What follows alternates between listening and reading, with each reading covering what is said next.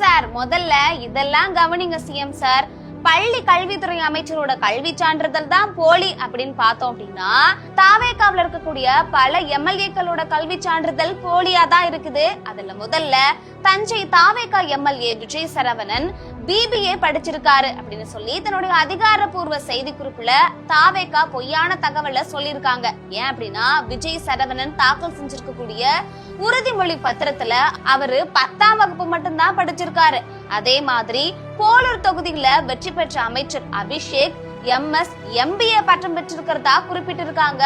ஆனாலும் அவரும் MBA பட்டம் இதுவரைக்கும் பெறல.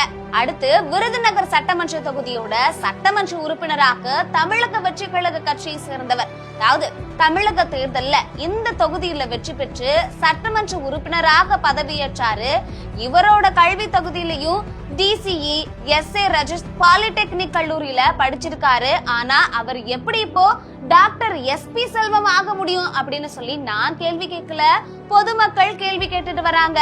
அதுக்கப்புறம் மீனம்பாக்கம் தொகுதியில, அதாவது MM ஜெயின் கல்லூரியில படிச்சதா தாவேகா MLA சரத்குமார் தன்னுடைய உறுதிமொழி பத்திரத்துல சொல்லியிருக்காரு. ஆனா அப்படி ஒரு கல்லூரியே இல்ல அப்படின்னு சொல்றாங்க.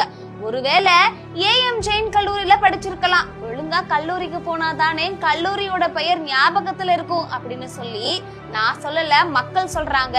குமாரபாளையம் தாவேகா MLA விஜயலட்சுமியும் அவங்க தன்னோட பரப்புரை வாகனத்துல தான் BCom படிச்சிருக்கிறதா சொல்லியிருக்காங்க.